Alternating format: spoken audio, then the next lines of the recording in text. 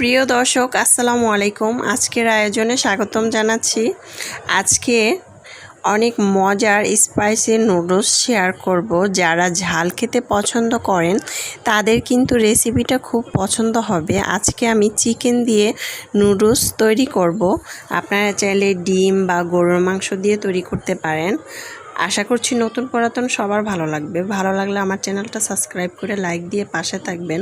প্রথম থেকে শেষ পর্যন্ত ভিডিওটা দেখবেন। তো এখানে একটি বাটিতে আমি 1 কাপ পরিমাণ চিকেন এভাবে ধুয়ে পরিষ্কার করে কেটে নিয়েছি।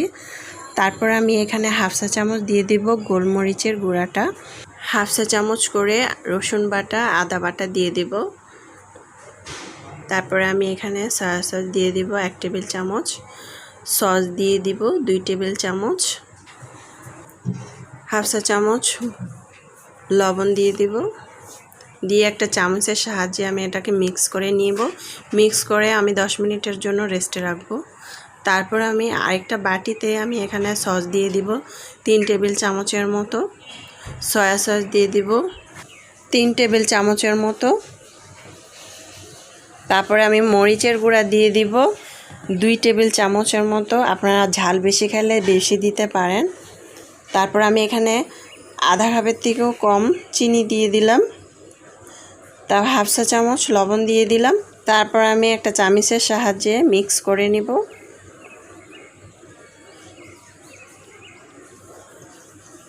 এখানে আমি দিয়ে দিব এখন গরম মশলার গুঁড়া হাফ চা চামচের মতো। চামচ দিয়ে নেড়ে মিক্স করে নেব। তো আমার মিক্স করা হয়ে গিয়েছে। চুলায় একটি প্যান বসিয়েছি।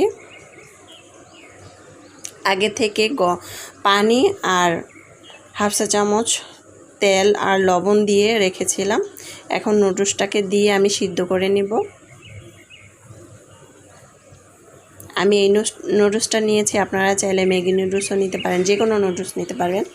তো চুলায় আরেকটি প্যান বসিয়ে আমি রেগুলার রান্নার তেল 3 টেবিল চামচের মতো দিয়ে আমি রসুন কুচি দিয়ে একটু নেড়ে নেব 1 মিনিটের মতো। তারপর আমি এখানে মিশ্রণটা দিয়ে দিব চিকেন, দিয়ে আমি 2 মিনিটের মতো ভেজে নেব।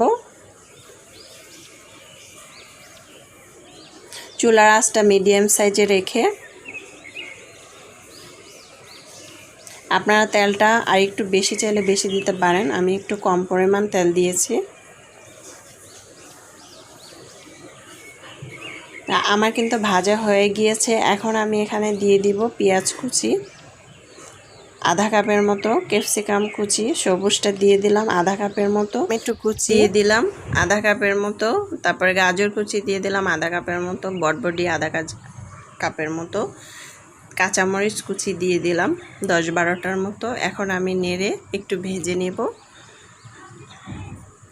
2 মিনিটের মতো ভাজলাম। তারপরে আমি মিক্সডনটা দিয়ে দিলাম, সস দিয়ে যে মিক্সডনটা বানিয়েছি সেটা দিয়ে দিলাম। দিয়ে আমি আরও নেড়ে নেব আরও 2 মিনিটের মতো। 2 মিনিট পর এখানে আমি নুডলসটা উপর থেকে ছড়িয়ে দিয়ে দিলাম। এখন আমি এপাশ ওপাশ করে নেড়ে দিব।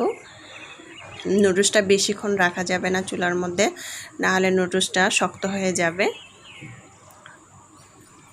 খুবই মজার একটি রেসিপি হয়ে গেল, রেস্টুরেন্টের স্টাইলে স্পাইসি চাউমিন হয়ে গেল। খুবই মজার একটি রেসিপি, কি বলবো। আমার প্রসেসটা ফলো করে বাসায় তৈরি করে ফেলবেন ঝটপট। এটা কিন্তু বানাতে বেশিক্ষণও লাগেনি।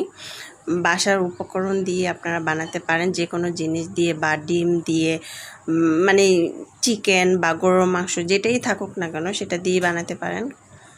বাসার উপকরণ দিয়ে বানিয়ে ফেলতে পারেন ঝটপট। আপনারা ঝাল বেশি খেতে চাইলে ঝালটা একটু বাড়িয়ে দিবেন। ওফ, যা মজা হয়েছে না খেলে বোঝানো যাবে না। এখন আমি একটা বাটিতে পরিবেশন করে দেখাবো। দেখতে যা সুন্দর লাগতেছে, খেতে তো অসাধারণ, আলহামদুলিল্লাহ। আজকের রেসিপিটি যদি ভালো লেগে থাকে অবশ্যই আমার চ্যানেলটা সাবস্ক্রাইব করে লাইক দিয়ে পাশে থাকা বেল আইকনটি বাজিয়ে রাখবেন। আমার ফেসবুক পেজটাকে ফলো করে দিবেন।